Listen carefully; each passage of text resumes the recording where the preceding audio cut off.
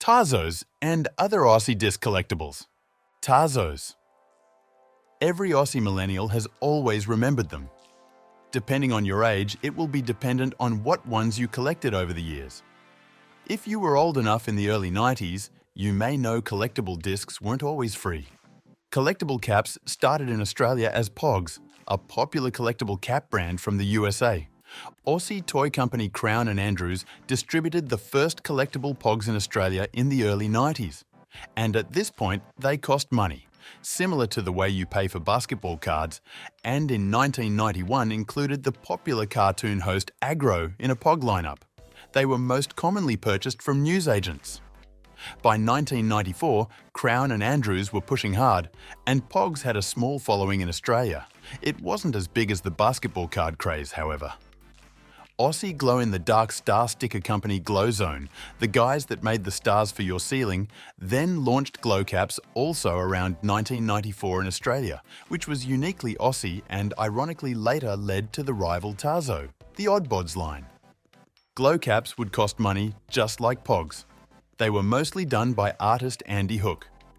He stated on his website that GlowZone asked me in the mid-90s to create a shed load of weird and wonderful images to be printed on small discs of cardboard with glow-in-the-dark and thermal-sensitive inks, which became transparent if the temperature changed. Silk screened on top. My initial thought was, why? What the heck are kids collecting these bits of cardboard for? Then I thought, what would young me have liked to see on them?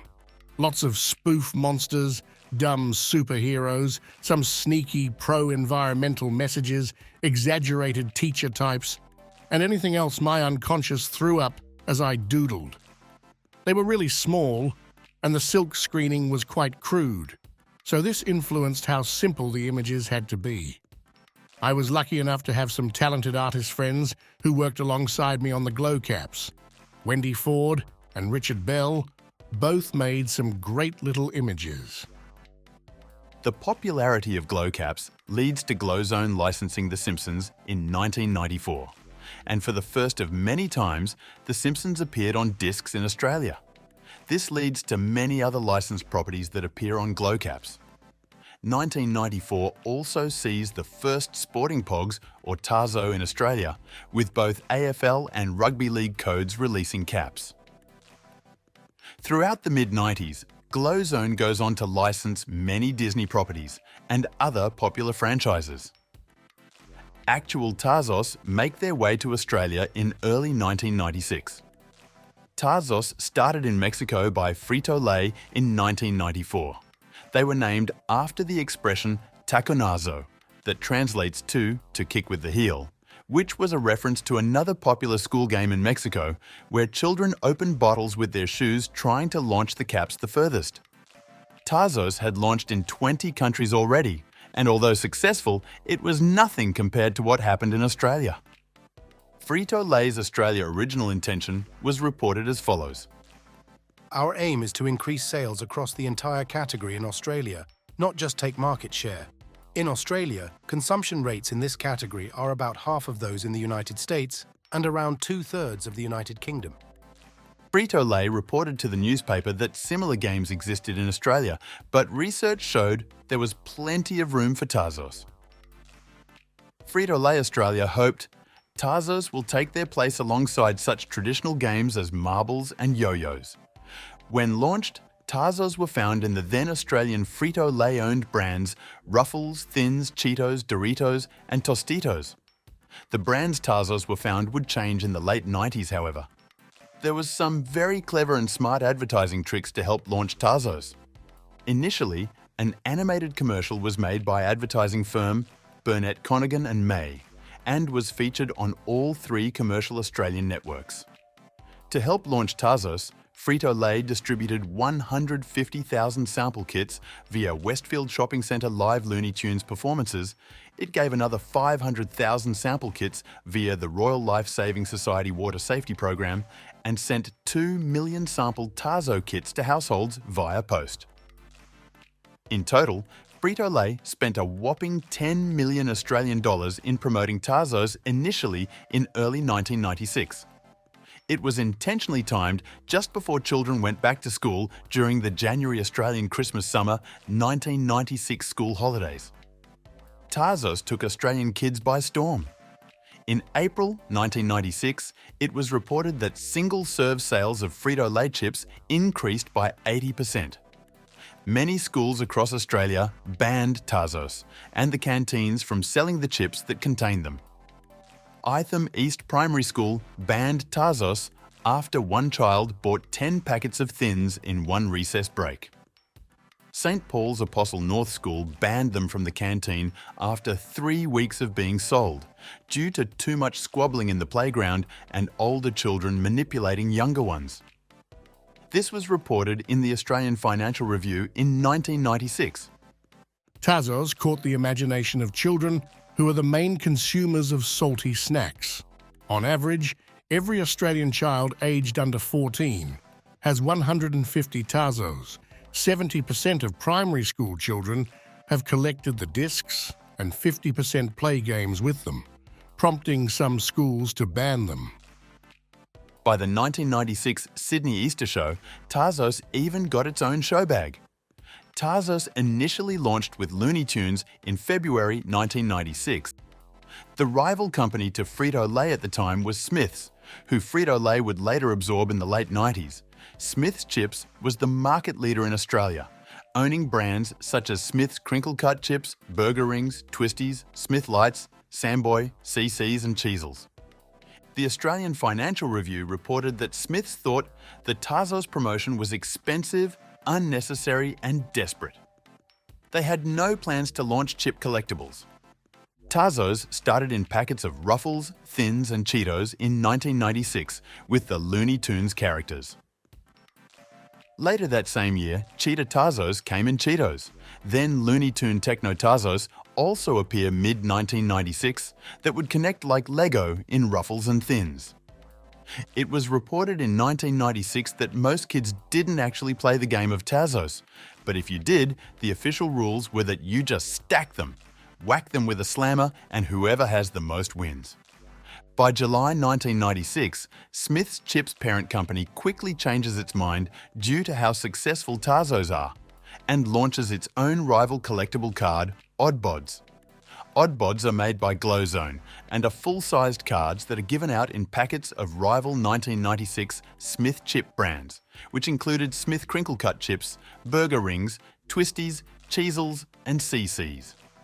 Oddbods starts its life out similar to Pogs and Glow Caps and are sold in news agencies in early 1996 for $2.95 a packet before being given out for free in packets of chips later in 1996. They feature similar artwork and designs to the earlier Glow Caps by the same company. Smiths spends over $10 million relaunching Oddbods. Lead art designer Andy Hook goes on to say on his website, Glow Caps must have been a hit, because Glowzone soon asked me to develop a set of collectible cards. Again, I thought, how can I make these actually decent, with some play value? So I started drawing weird characters for the fronts, again using glow-in-the-dark ink, the off-white areas, and wrote surreal stories that could be swapped by putting any card back together with another, along with top and bottom images of the characters that could be recombined endlessly. The body swaps. I would have loved these as a kid, and I later found out that many thousands of Aussie and New Zealander kids did like them a lot. I am regularly contacted by these kids who never recovered after seeing the Oddbods, and maybe became just a bit quirkier and artier than they might have been.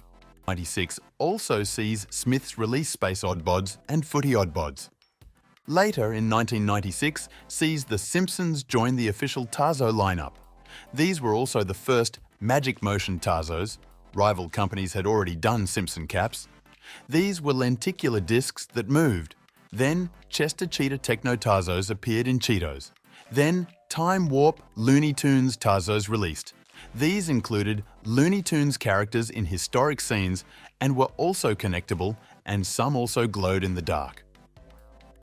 1996 also saw the release of one of the most successful Tazos of the period, the Space Jam Tazos, from the hit 90s kids movie starring Michael Jordan and Looney Tune characters, which also included special magic motion lenticular caps. Star Wars saw a revival in 1997 with the re-release of the trilogy, and it didn't take long for Star Wars Tazos to make an appearance.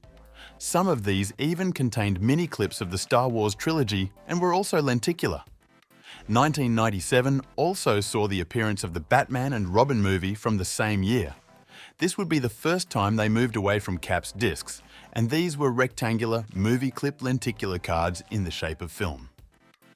1997 also sees rival chip company Smiths cash in on the biggest book franchise of the mid-90s in Australia, and they launch Goosebump action cards that prove incredibly popular, moving away from oddbods. These cards are lenticular and move on motion, just like the Magic Motion Tazos. Tazos briefly disappeared for a few years during the transition of chip brands, while Frito-Lay was taking over Smith's chips, and the next set of Tazos didn't appear until 2002. In 1998, the Tazo brand went quiet for a bit. As Smith's ownership changes hands, Frito-Lay sells off its ownership to Ruffles, Thins, CC's, Samboys, and takes over Smith's, Burger Rings, and Twisties. CC's launch 3DCC's Simpsons lenticular cards in 1998. Then the year 2000 sees the release of Digimon Digi-FX and Digimon Digi-Clix cards. These were in Frito-Lay-owned chips, but no mention of the word Tazo. Dragon Ball Z disc also arrives, a direct copy of Tazos by a new company and rival, Snack Brands Australia. The word disc with a K never catches on. Pokemon Stadium Action 3Ds would also arrive in Frito-Lay-owned chips such as Lay's and Smith's in 2000, again with no Tazo branding. 2001 also sees a second run of Dragon Ball Z discs. The Simpsons made a comeback in 2002 in packets of Twisties and Smiths for the first time, called Simpson Tazo Pickers. These were unique in regards to having a Velcro back on them. For the younger millennials, Beyblades made its appearance in 2003. Beyblades Tazo Tops and Mega Tazo Tops, back to the cap design but in a Beyblade unique cut. 2004 sees Yu-Gi-Oh! Metallics Tazos arrive in packets of Twisties, unique metal Tazos, as well as Crush Gear Tazos in card form in packets of Twisties. 2005 sees The Simpsons join the Tazo lineup again with the Simpsons Bowl-O-Rama set. Little card stands similar to the collectibles at supermarkets today, also to the Twisties brand. 2005 sees the release of Marvel Tazos, which are in card form in unique cutout shapes, again to the Twisties brand. 2006 sees the last licensed entertainment Tazo, and it's The Simpsons again. These were normal cards again with a TV set and scene for The Simpsons. From 2006 onwards, only AFL and NRL Tazos would appear. Between 2006 and 2008 saw yearly releases of AFL and NRL Tazos, which again were in normal card format. And after that, we never saw a Tazo again.